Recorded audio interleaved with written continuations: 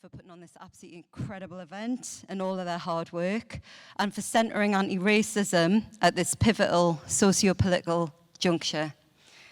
Before we go on to the panel discussion, though, we have a very, very special guest. We're honoured to have Loraine, Mponela. She's a Malawian woman living in Coventry. She's a migrant women's rights campaigner, poet and author, and a proud grandmother. So welcome on, Loraine. Thank you. Thank you. Thank you so much. I'll share with you this poem, and this poem is called I Raise My Fist. I raise my fist. There comes a time when you are first. First to see, first to flee, first to hear, before anybody near. What is this feeling that comes as you kneel to pray and dispel the fear of being the first? How easy is it to be frozen, facing the unknown, keeping mum, thorny issues everywhere, making sleeping at night impossible? A chance, too, to show who you are, to blossom for the whole world to see. I am first and free to choose my feelings, to challenge long-held beliefs about me, about my people, about my existence. Thank God for being the first to confront the fear and face the baying crowds head on. In triumph, I raise my fist over all their invisible walls that try to close me in inside a cold shell. I raise my fist in defiance. I raise my fist in victory. I raise my fist. I raise my fist. Thank you.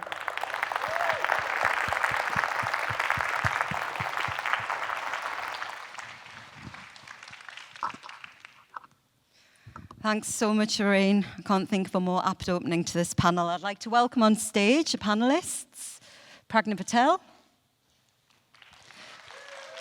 Padma and Faty Kane.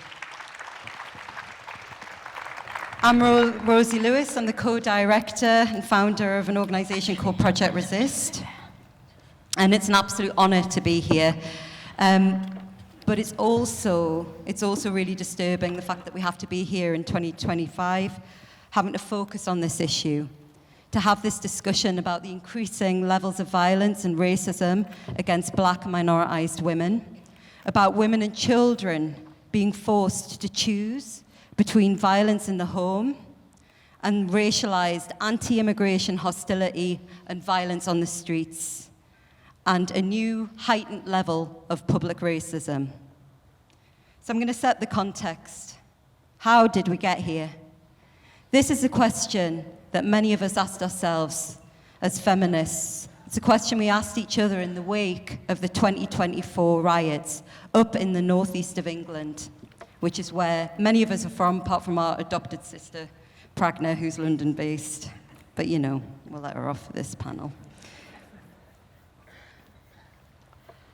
So, in the northeast, we're the region that Westminster does not care about, where women live 4 years less than other women in the country, where we work more hours for less pay, where we do more unpaid caring work than anyone else, where we have higher rates of severe mental ill health, alcohol-related deaths, and we have the most women who have no educational qualifications, which, by the way, is a staggering 22%. And where we have the highest rates of domestic abuse in the country. And in the Northeast, in 2025, a year after the riots, well, this is what's going on in the Northeast. And I'm hoping it will play. Can anybody play this?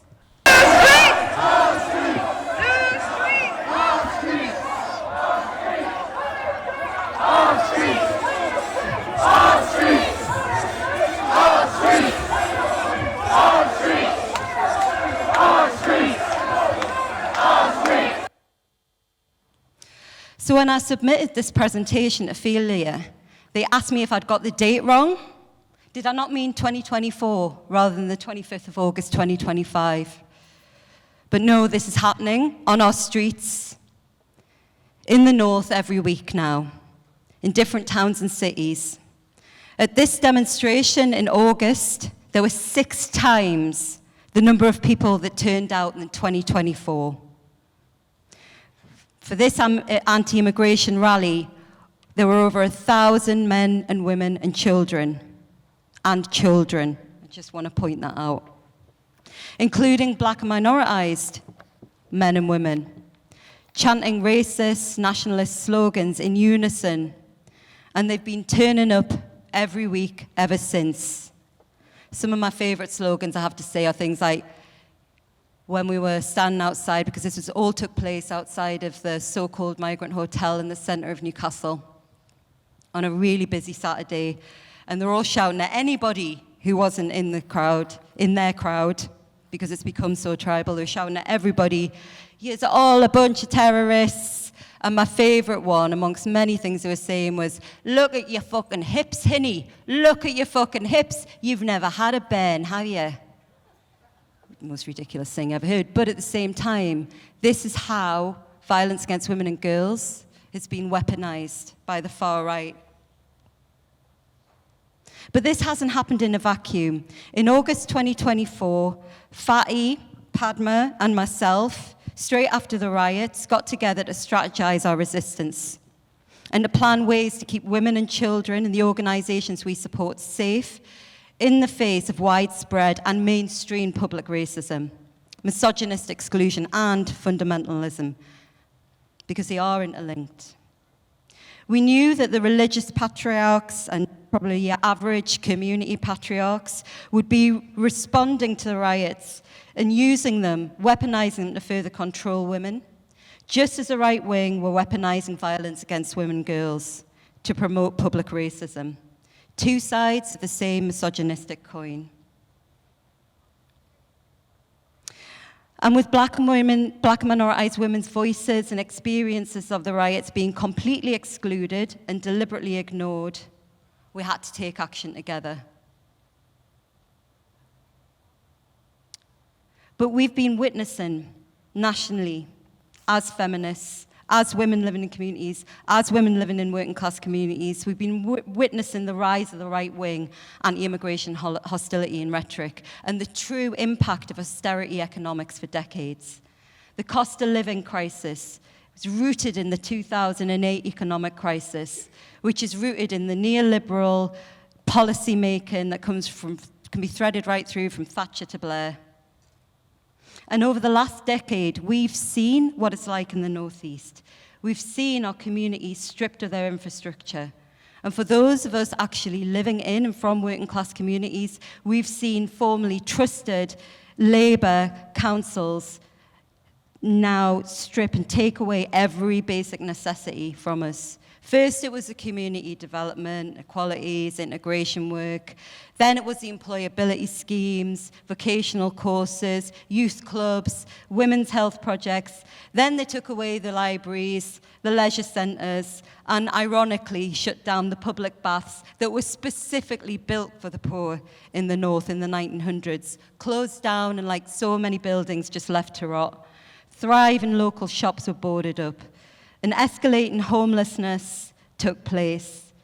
Because when communities are being stripped of their dignity and humanity, there are parallels to be made between the dehumanization, historical and ongoing dehumanization of working class communities and the dehumanization of migrant communities.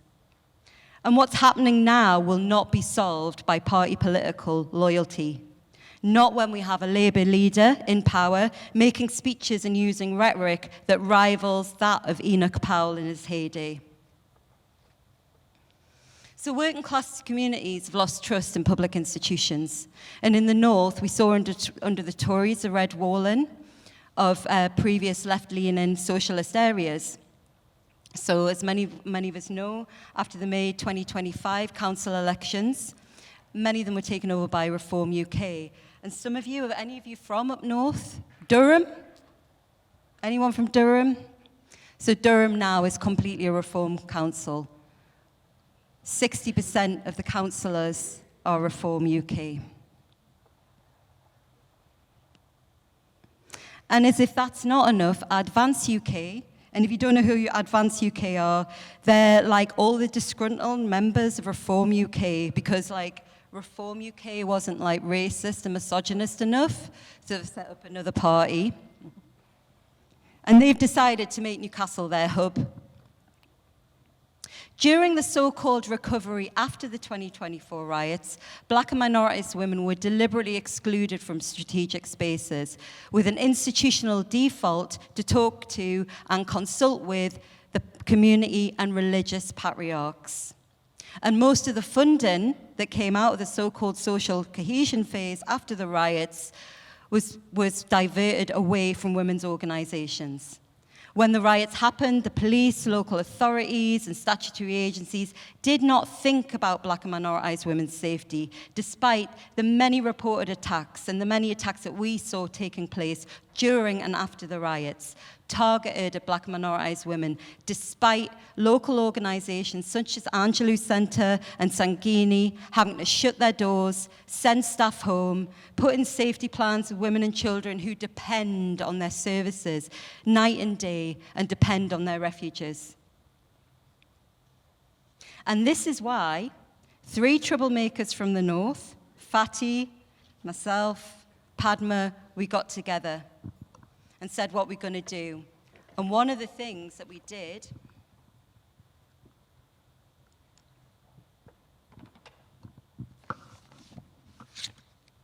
this.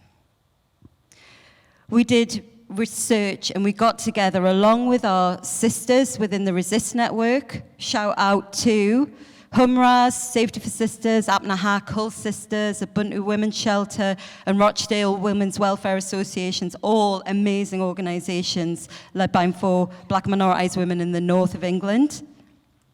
And we set up the barricades and we plotted our resistance. And amongst other projects, this is what we came up with. Why do we have to hide away? Why do I have to hide away? The first research project to document the far left riots, where they came from, the impact, the consequences, research that actually focuses on and centres black and minoritized women and children. And when we started, we had no funding. We had no support.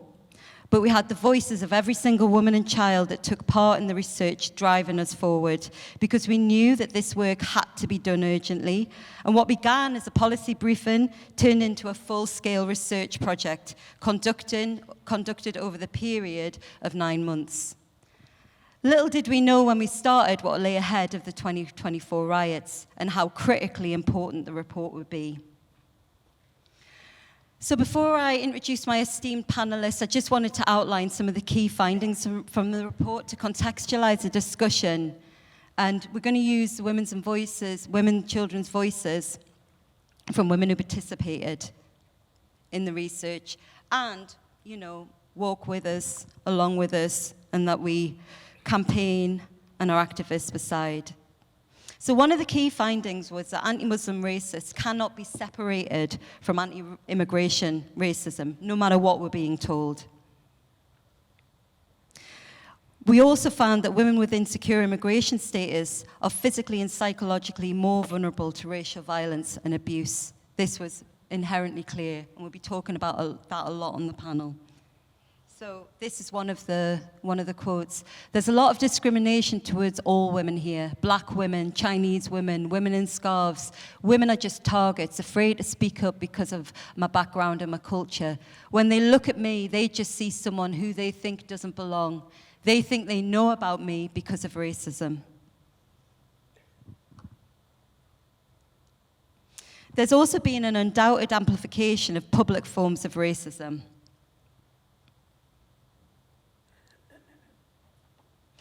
I had to go out into town and I felt really fearful. It felt like we were having to watch people to see who would say or do something to hurt us.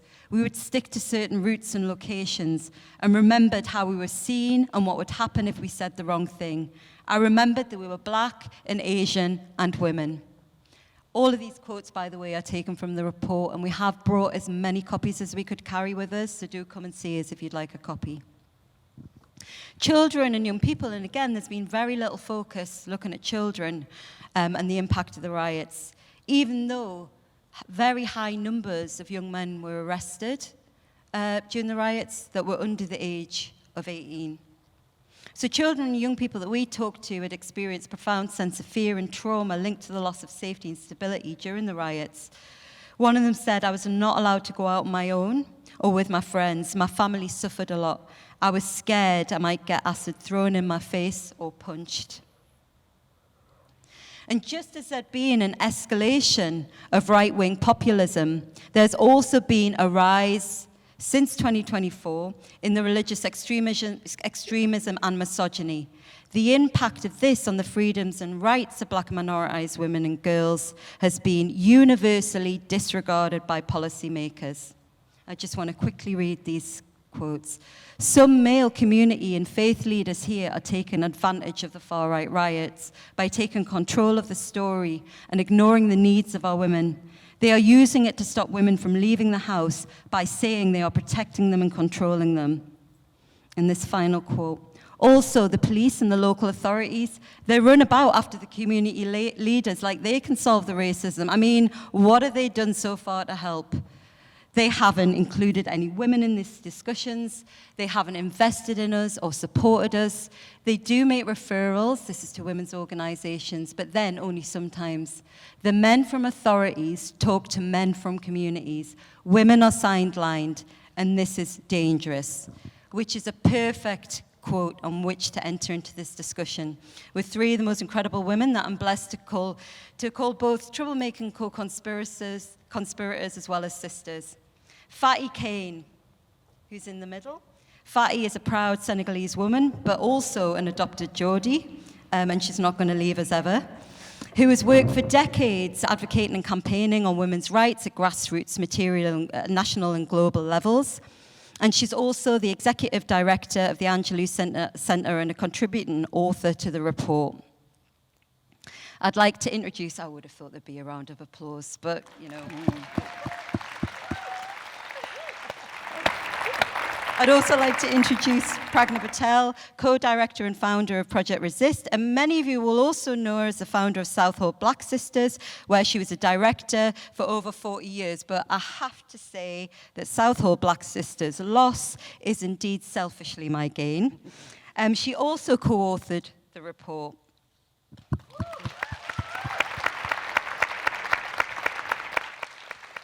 And the wonderful Padma Rao, I'll say that again, the wonderful Padma Rao, because I moved my mic there, who is both a successful exhibiting artist, and she's also, because she hasn't got much to do, the director of Sanguini, which is a Black feminist grassroots organization with a focus on women's rights through the medium of art and creativity. And also you can see some of our absolutely beautiful pieces up here in the general FiLiA exhibition. So without further ado, we will dive into the first question.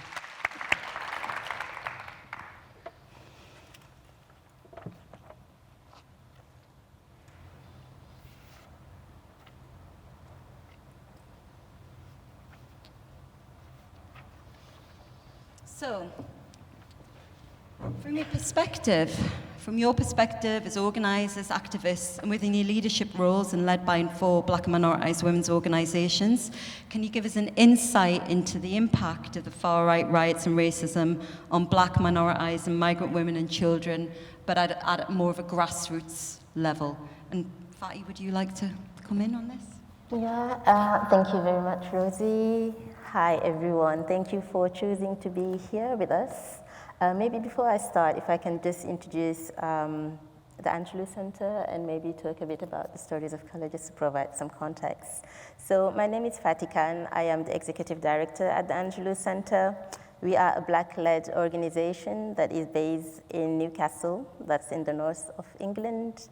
And we specialize in supporting women and children from Black and racially minoritized communities who are at risk or experiencing domestic abuse or any other forms of violence against women and girls. And when I say Black-led organization, I just want to emphasize that this is with a capital B. This is everybody that has a shared struggle, a shared oppression, and shared history of colonization. So all of us Africans, Asians, Latinos, and so on are represented under that capital B. So we've been around for over 30 years now. We started as a training and employability center, and we wanted to give women the skills, the tools, the confidence they needed to be socially and financially independent. But then we realized that was not enough. A lot of them were dealing with issues in the household around domestic abuse, coercive control, immigration abuse, all of that stuff that really were holding them back. So our work evolved, and we ended up being a specialist domestic abuse frontline service and providing a holistic support model, including counseling, casework, a dedicated service for children and young people, a large range of training and well-being activities, but also safe accommodation and refuge, including specific provision for no recourse to public fund. And today, we are one of the largest, if not the largest, independent provider of safe accommodation for Black and racially minoritized women in the north of England. Thank you. So I'll fast forward to 2024 because that's what we're here to talk about. We had the far-right groups taking pretext of the shocking murder of 3 girls in Southport to really unleash and lead on racist, anti-immigrant, and anti-Muslim riots across the UK. In Newcastle, the tension was so high that we had to close down our office. All of us, women of color who are staffing the Angelou Centre, didn't feel safe to commute to work, including myself. So we closed down the office. And that day when we were closing down the office, by the time we left, because we had to call all the women in our refuge, making sure that they do their shopping and make sure that they actually stay indoors. So by the time we left, the streets were dead quiet. There were nothing, like not a cat walking around. And the shops were being boarded up. It felt like a bit of a war zone. It was with heavy policing and all of that stuff, because we are based in the west end of Newcastle, which is one of the most diverse neighborhoods in Newcastle. So as someone who is relatively new in this country, it was quite a shock. For the first time in my life, I felt unsafe enough not to move around. I had a few meetings, and I had to ask my husband to drive me around, all of that because of the color of my skin, which is quite unbelievable, 21st century, 2024 in the UK. So that was quite a shock for me, really, as someone who is quite new in this country. But I must say what hit me the most was how invisible that fear was to others. For people of color, it was very, very real, but for many, it was something that was happening on TV. So that was quite shocking to me. And that experience of feeling so unsafe, but at the same time, that silence that was around the riots and that disconnect between us who were feeling the effect of the riots on our everyday life and those who just didn't, I don't know, for some reason, it was just like so distant. It's that disconnect, that silence, that experience that really gave birth to Stories of Color, which is our way of documenting, because I was like, this is not possible. We need to tell these stories. People need to know how these riots are making us feel, how unsafe we are feeling as people of color. I remember during that time when we closed down our office, I had a meeting with another women's rights organization. They are just like 15 minutes drive from our office, so the kind of same area. And I moved the meeting online because I couldn't go in the town. And then when we connected, she realized I was home, and she was like, oh, you're working from home, how lovely. And I think that's when you realize, even though you live in the same city, the reality is so different, whether you are white or a black person, and that's just a reality in this country. So Stories of Color really came from that urgent need to do something. And really what we did with this project is to have this anti-racist initiative that is centering the lived experiences of Black and racially minoritized women and children, because no one else has done it. I don't know if I have time just to talk about what Stories of Color is, or I just leave it there. No, you have, and I think we've started now setting a context, so it'd be really great. I think I'll roll back on that first question, and if everybody kind of like set the context of the situation that we're in, that would be brilliant. So yeah, please go on, we've got time. Oh, so me, okay, brilliant. So Stories of Color, thank you for giving me the opportunity, because I just love talking about Stories of Color. So really we articulated the project around 3 strands. The first one being creative healing.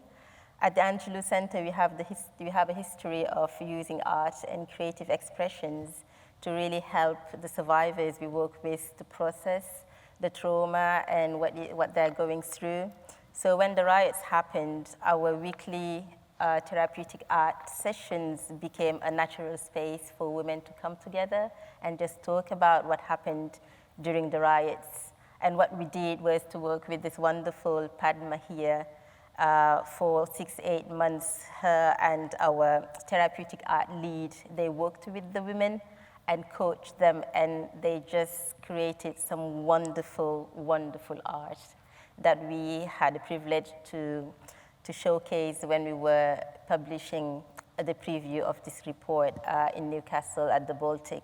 So that was just absolutely fantastic. And actually the title of the report, Why Do I Have to Hide Away, came from one textile piece that the women developed. And we just felt it really captured what we wanted to talk about in the report. So we used it as a title. So they did just absolutely fantastic work with the help of Padma.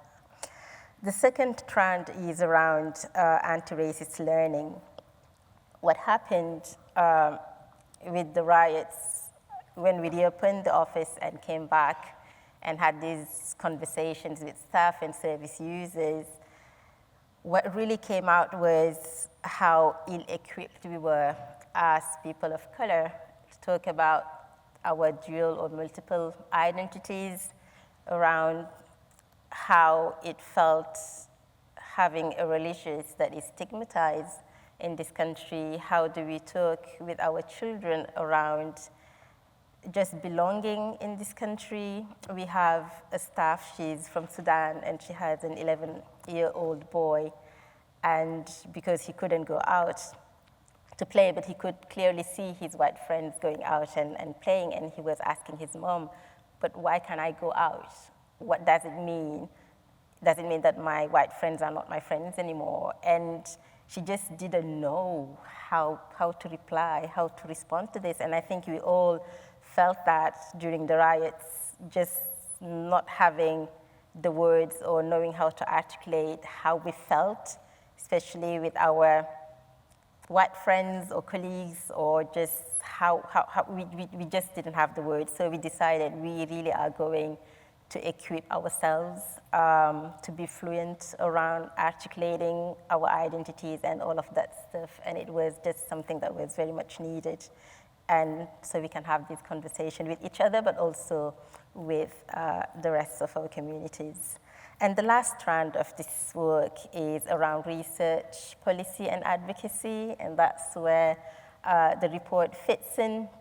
As Rosie said, we thought it was just going to be a small project, hearing out the women and documenting the stories, because that's what we wanted to do. But then when they were doing the desk research, they realized that most of the research out there were quite, at best, let's say, gender neutral, but most of them were just gender blind. It was not looking at the impact of the riots on women and children.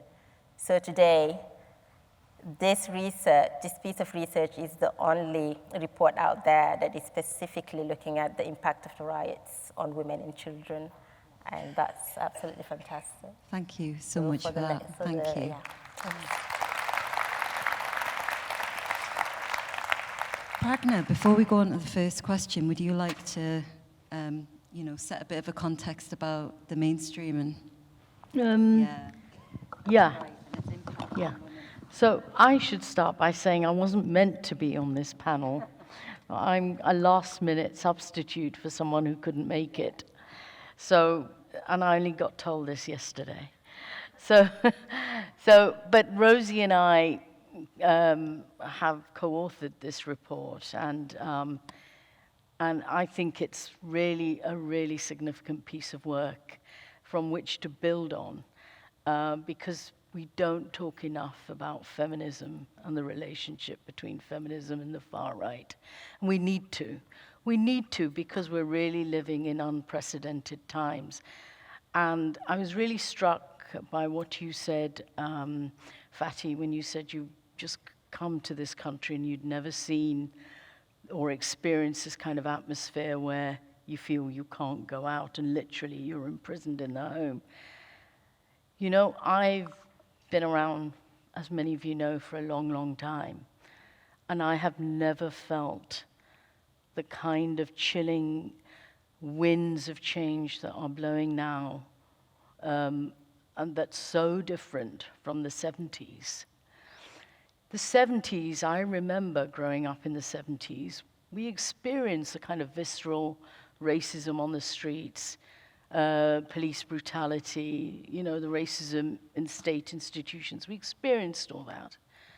I remember Enoch Powell's speech of 1970s, the Rivers of Blood speech, where he was alluding to the fact that if Britain didn't stop migration and deal with migration, then the rivers of this country would be swarming with the blood, would be flooded with the blood of white people. And one of the things that I feel is that even then, he was on the fringes. His view was on the fringes.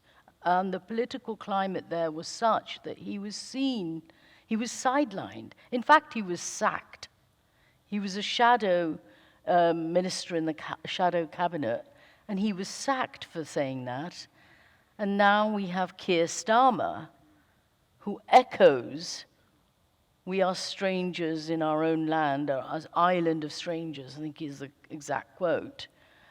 And you think, well, you are supposed to be progressive.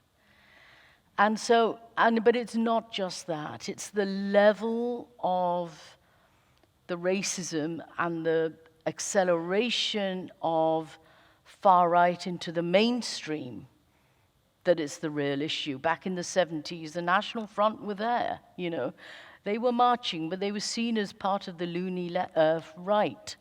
And now we have all of this in the mainstream. And that's what's so chilling about the situation. It is different. And I have felt it personally too. So when Keir Starmer says, you know, we are an island of strangers, and I'm thinking, really? Has our 40 years of contributing to a culture of human rights, to making this country a beacon of democratic values to which we, as black, minoritized people, have contributed? Are we really your strangers, Keir Starmer? You know? And it just, I think it personally hit me in the way that I haven't felt it for 30, 40 years. And I think that mainstreaming of the far right is not, obviously it's not unique to the UK, it's happening across Europe and globally, is truly something that as feminists we have to deal with, we must deal with, because we will not survive as a feminist movement if we don't deal with it. And that, I think, is one of the key things I want to say, which is why this project was important. It's just, you know, in the scale of things, it's not a major piece of work. But it's interesting how the anti-racist discourse too, and the commentary around far right did not include women. So one of the things we wanted to say was, hey, there's a gender dimension to racism that we must understand. And I'll go on to sort of make some observations about some of the key findings of that. And of course, the acceleration of the far right, normalization of far right in mainstream is not something that's just come out of nothing.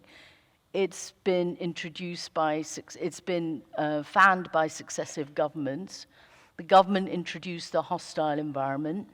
And for those of you who don't know what the hostile environment is, it applies to successive government policies on immigration, and that's been adopted over the last decade or so. I think it was under Theresa May that the term was first coined, and the policy intentionally seeks to create an unwelcoming, harsh, and intolerant climate for migrants in an effort to deter them from coming to the UK. But here's the interesting thing. They talk about so-called illegal immigration. But have you noticed, taking their cue from Farage and Reform UK, and perhaps inspired by what's going on in the US too, that they're no longer talking just about illegal immigration, they're talking about the settled minorities too.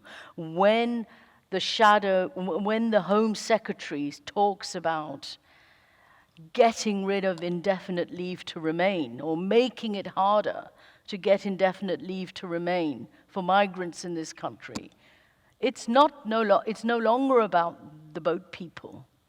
It's also about every one of us who they think don't fit and that they want to dehumanize. So, you know that cliched saying, once they come for you and then they will come for others, is very true, because what we are now seeing is how they're trying to strip minorities of their rights, to make it harder to get settlement status, to make it harder to get citizenship status, right? And what was unthinkable 40 years ago, that once you are a citizen, you cannot be stripped of your rights, is no longer true anymore. And we know that because we know how they dealt with, that jihadi bride, Shamima Begum, and how they stripped her of her rights. These are critical anti-democratic moves, and they applied it to her, but now it's much more mainstreaming and applying to other groups. So in terms of the wider political situation. It is a move to the far right. It is a drift towards authoritarianism. And it is also, when with that comes the erosion of civil liberties, the clamp down on protests. We've seen how they've clamped down on the pro-Palestine protests. We've seen the way in which that right to free speech has been whittled away again and again, and other rights are being eroded. So in a way, I think one of the things that we have to do as an urgent task, as a feminist project, is to understand and analyze this moment in time. And you also referred to the wider economic context of this. And of course, the other thing is social media has accelerated and fanned through disinformation and so on online. But the economic context is equally important. So, you know, the decimation of community infrastructure, the privatization of services, and the deindustrialization that's gone on. So all of that is something that is important for us to understand in trying to figure out what has happened, how we've come to this position where the far right is so dominant and so normalized, and how, as feminists, we must hold this line that actually tries to understand the economic situation, the levels of racism, the multiple racisms, the public forms of racism that we're experiencing, and then on top of that, what it means for women in particular. Thank you.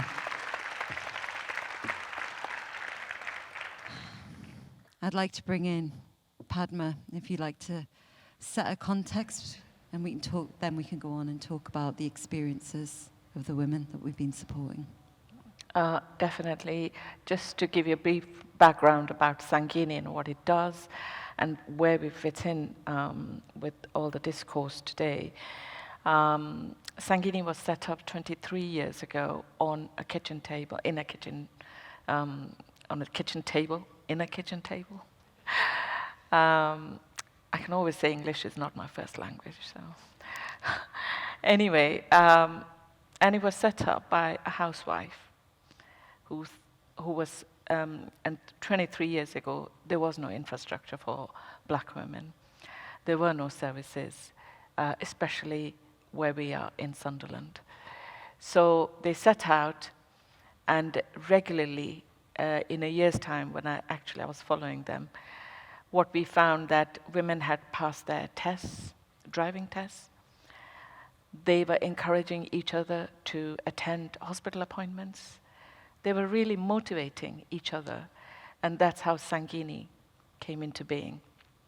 And it means a friend in Hindi. And we use arts, crafts, and heritage activities to raise awareness about health issues. But that really is the broadest headline that we can have, because couched under that, we have the whole gamut of issues, such as inequality, feminism, migration, identity, inequalities, discrimination, you name it. But if we say these are the things that we want to talk about, nobody would come. Women will not be allowed to come. Years ago, we wanted to do a project on domestic violence, and we got the grant.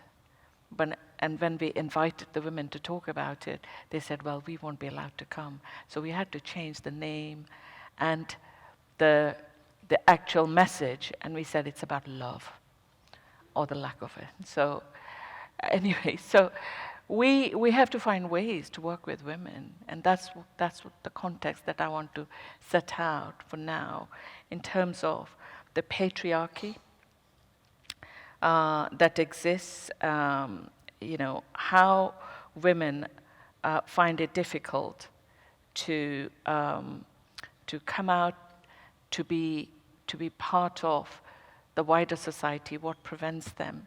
Because it's very easy to say that they've lived here for 20 years, but they still don't speak English. But the question is why? Why don't they integrate? So Pragna touched on the bigger political, wider political scenario.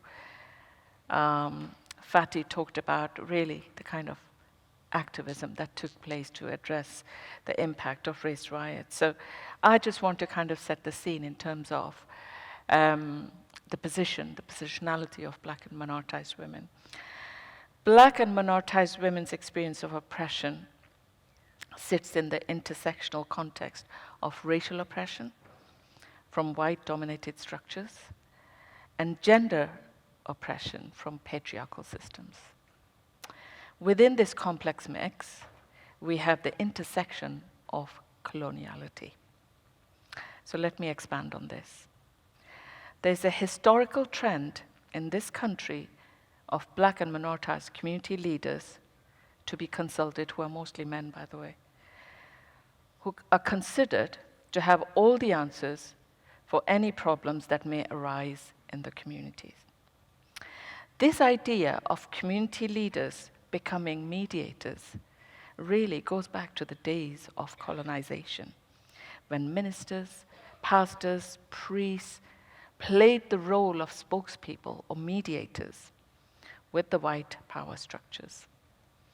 The legacy of these structures still continue. Women continue to exist in these kind of structures that right from the outset exclude them, gatekeep them, making them invisible, and devalue them.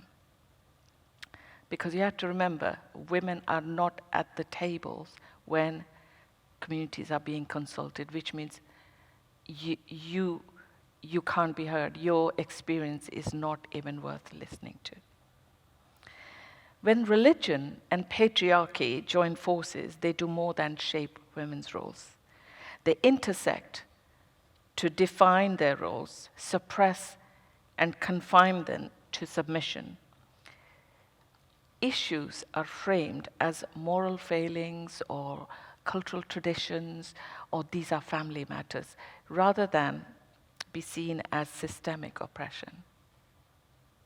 So this is the context that many women, especially from Black and minoritized communities, are still navigating in this day and age.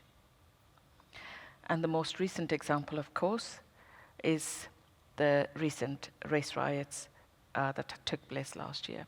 Horrendous as it was, terrifying, frightening. My first reaction was to really, like many of my women colleagues working in the sector, was how do I safeguard them? How are they?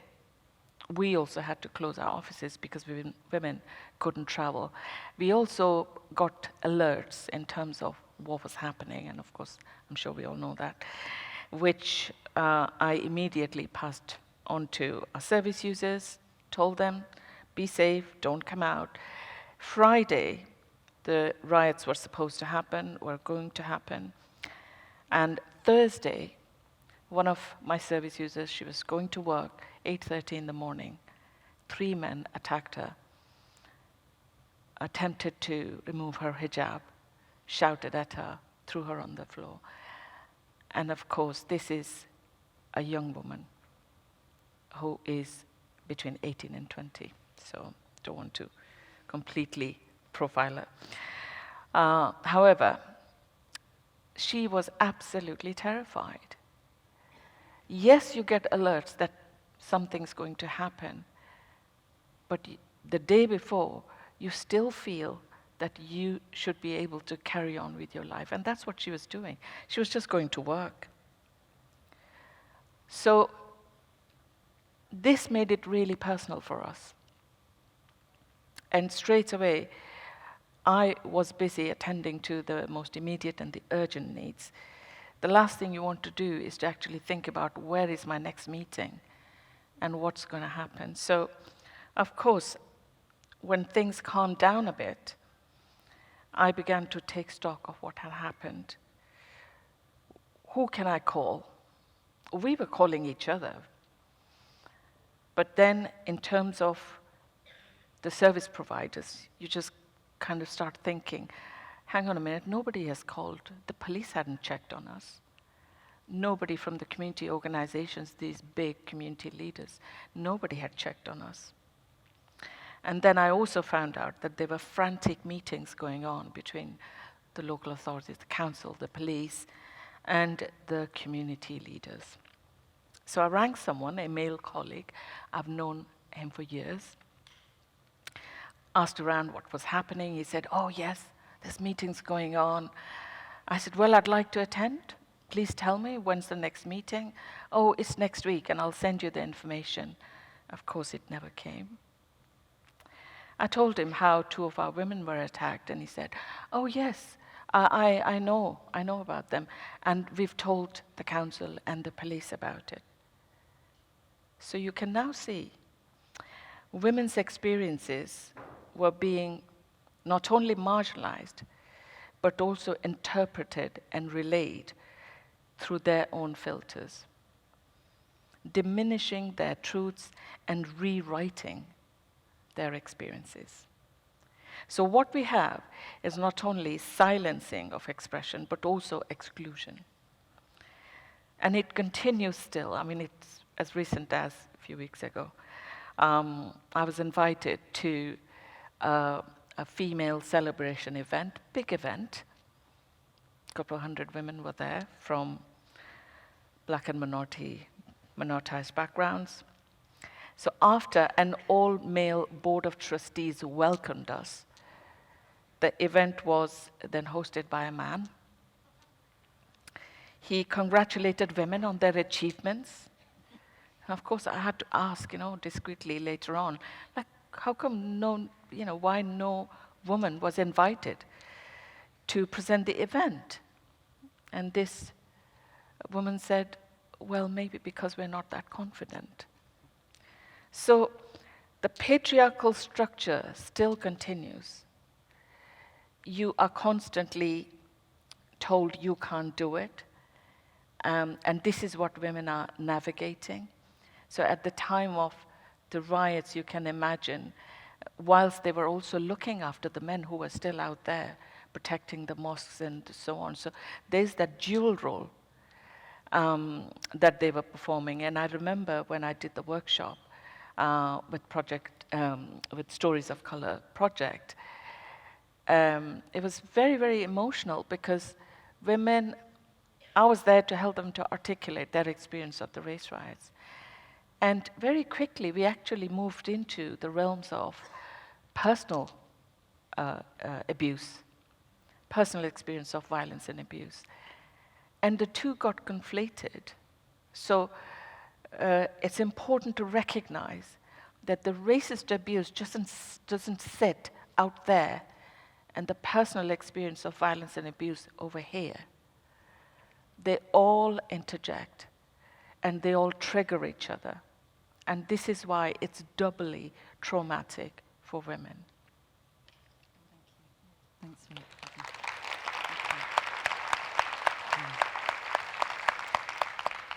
So, I know that everything's run over. We've been told we have to wrap up at 12:45. We've got 10 minutes left. Oh my God. Yeah, I know. So, what I'd really like us to do is, in the last 10 minutes, if we could just have like a minute each about what you think the key challenges are at the minute. It could be for women on the ground at grassroots level. It could also be considering some of the wider socio-political challenges. And then I'd really like us to wrap up with a really quick discussion about all of the work we're doing and the way that we see the way forward and what that's gonna be like. You know, in terms of not just this idea that we're going through a recovery, but that we're going to have a feminist fight back where we centre Black minoritized women and children, where we centre feminist struggle, and we make sure that we are working together as a movement to try and take on these incredibly daunting challenges. So if you'd like to kind of just spend a minute, give me a kind of minute or two, just give me an overview of what you think the key challenges are, and then we'll move on to our feminist fight back. Who'd like to start? Faty? Oh, sorry. You can see I'm not used to having this. It's too fancy for me. I'm used to being handed over a mic. Anyway, I wanted to talk about maybe one key challenge in the interest of time, and that's about how the statutory responses really excluded women organizations during the response to the riots. In Newcastle, when this whole thing started, local authorities, and I'm talking about the PCC, the Police and Crime Commissioner, the mayor, the head of police, all of these important people, they put together what they called the community leaders group or network. And like Padma, when I heard about one of those meetings were happening, I was like, okay, who is going to be there? Can I come? And I had to really fight my way in to be there. And when I went to the meeting, I thought I went to the wrong event. I thought it was a gathering of interfaith religious leaders, honestly. I came in and I saw priests, imams, leaders of temples. Like, it was that crowd, and all men, of course. And I had to ask them, like, I'm here for a community leaders meeting about the riots. And they were, oh, it's here. I'm like, oh, okay, good. So it was that kind of gathering. They basically, what the local authorities and police did, even in terms of risk assessment and making sure that organizations and institutions that were vulnerable could be safe, they did not think about checking on women's organization. They went after businesses, after religious institutions, and that was their focus. The problem is with that is that they're all male leaders, so women were just completely left aside. And that was something that until now we kept saying them, but how about the future responses, the next steps? At what point would you learn that there is a gendered impact on women, men, boys, and girls? We are not affected the same way, and our priorities and needs are different from men.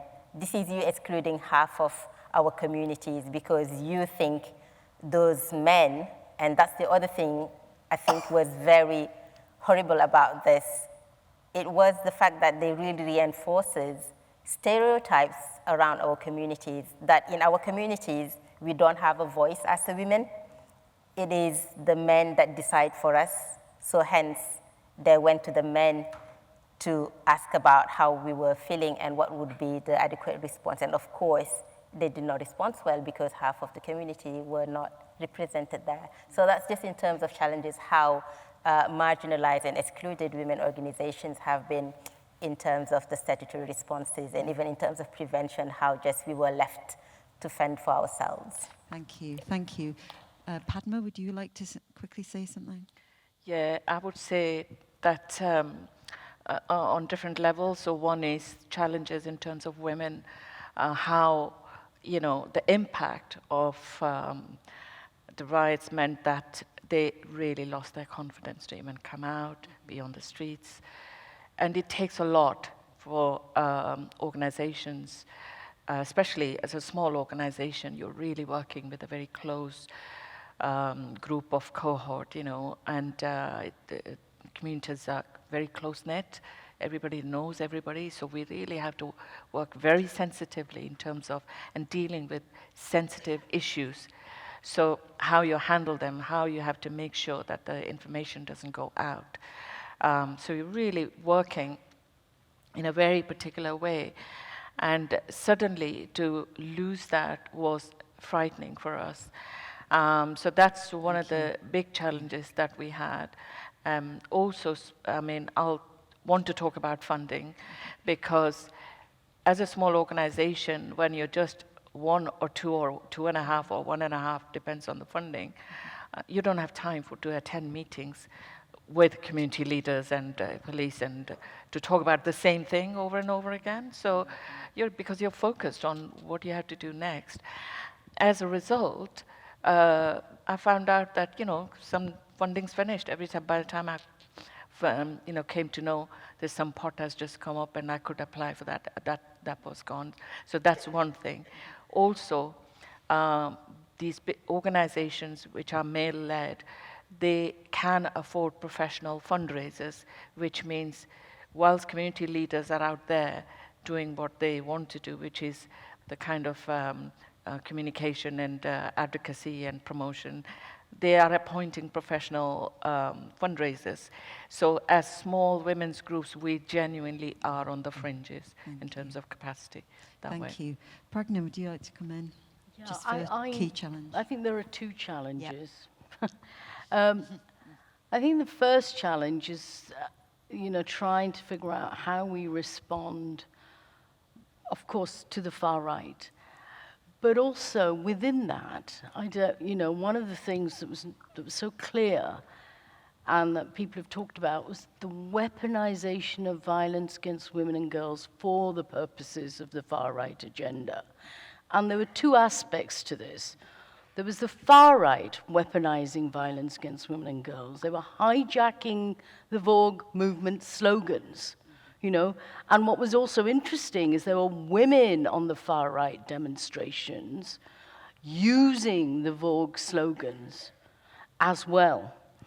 And so the kind of participation of women in far right supremacist movements is something we must and have to grapple with.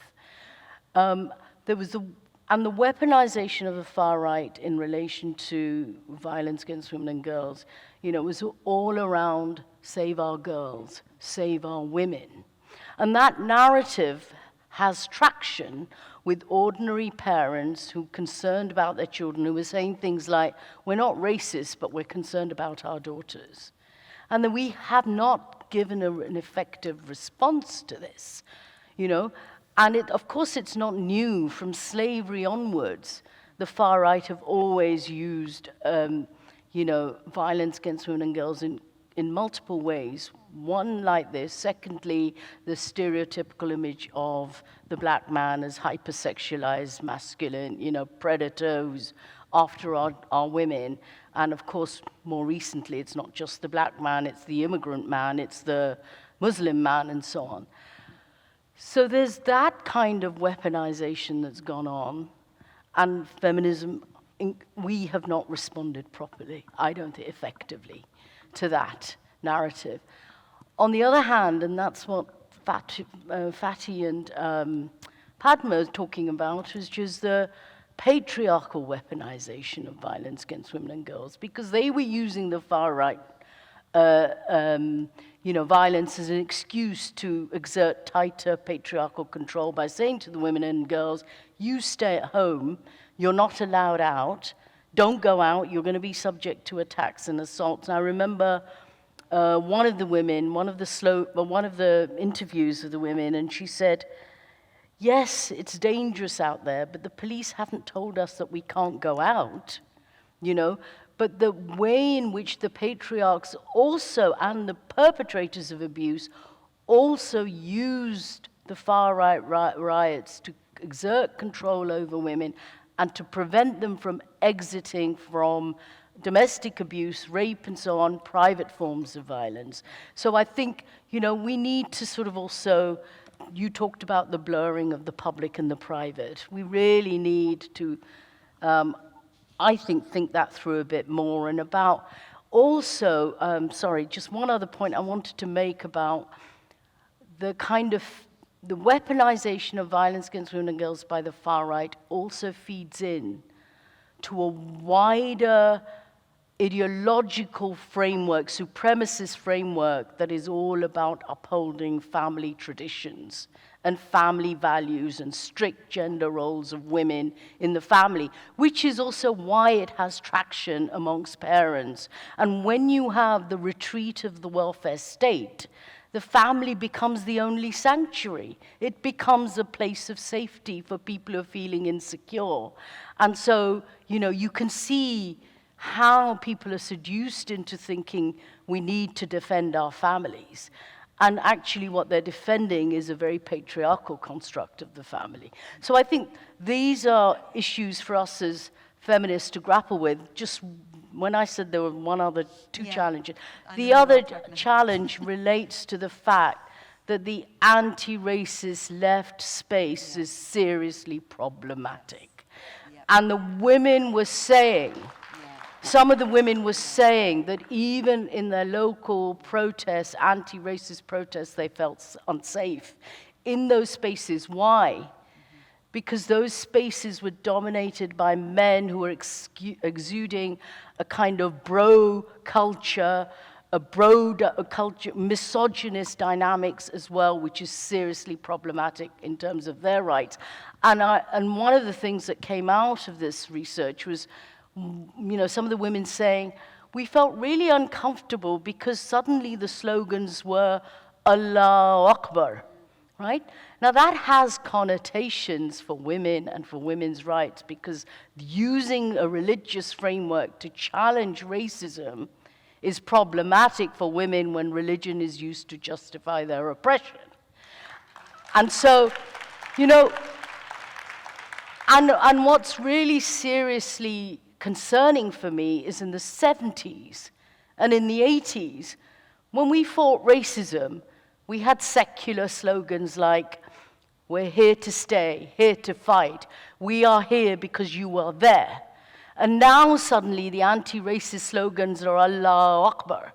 And then this wonderful anecdote that you gave the other day at an event, where on the one hand the anti-racist slogans are Allahu Akbar, and then the far right go into their shopping bags, pull out the Bible and say, Christians, we are Christians. And you think, is this the level of our fight back? And so I think that those are some serious challenges. And I think actually feminists are in the best position to give an analysis that knits the class aspects of this, the race aspects of this, and the sex aspects of this in a coherent way. And unless we have an analysis, we can't fight back. Absolutely. Thank you. Thank you. And I really hope that throughout this conference, these are the kind of conversations that we're going to be having together, because as interracial feminists, we have to be taken on these issues. And unfortunately, we've seen too much radio silence around this, and this is one of the biggest threats that we face.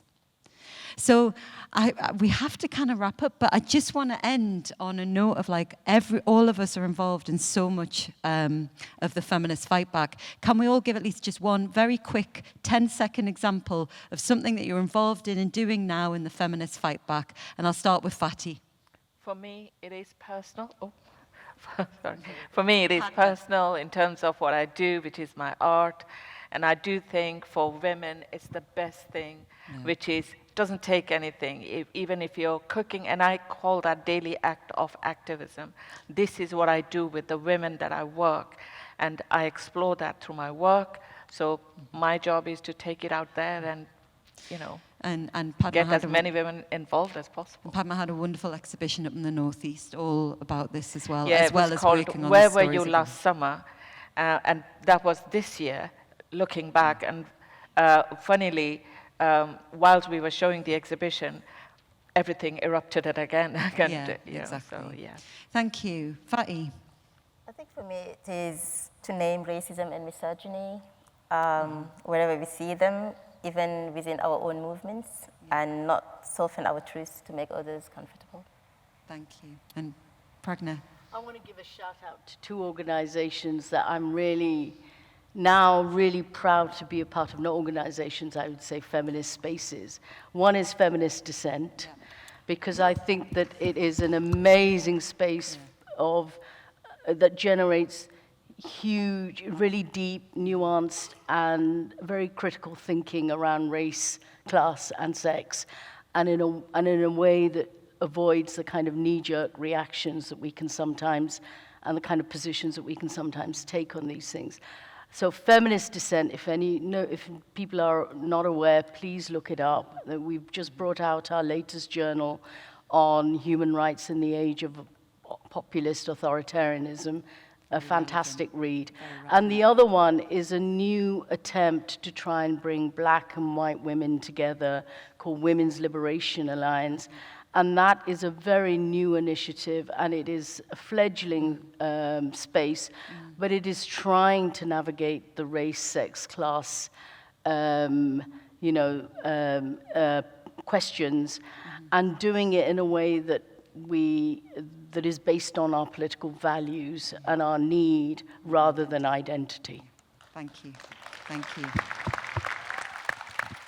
So, pardon? Women's Liberation Alliance, also on the website, and Feminist Dissent. Thank you. And please do come and talk to us, and we've got copies. We have brought copies of the report as well. We could only carry so many, so first come, first served. Before we wrap up the panel, we want to invite Loraine on to close out the panel. Loraine, thank you.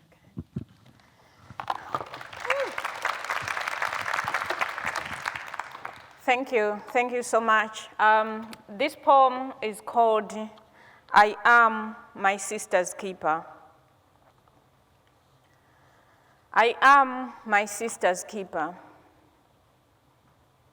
She who has been blamed for centuries for all the sufferings of humanity. She who has sometimes been treated as a pest. I am my sister's keeper. She who struggles under the yoke of a cold marriage. She who endures constant beatings and hospital visits. She who is losing her mind from abuse. I am my sister's keeper.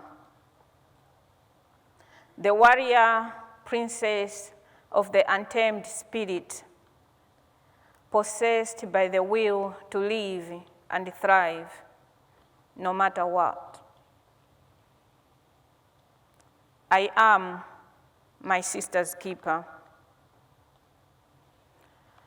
She who is in a foreign land, lost, but walking, hopping from one living room to the next, making every room a home. I am my sister's keeper. She who has given birth to mankind with nothing to numb the pain. My sister who cried at the first voice of her child, but soon smiled, knowing the child is alive. I am my sister's keeper. The one who knows not that in the middle of the night, I pray to the she-god, Chiuta, just saying this one sentence: give my sister strength to face another day. Thank you. Thank you so much, Loraine. Loraine, thank you, Loraine, Pragna, Faty, and Padma.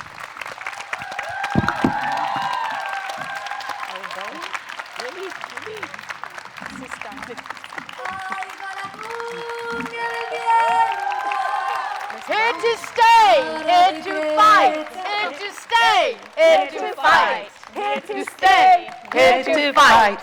Together. Yeah. Fight. Here to eat lamb.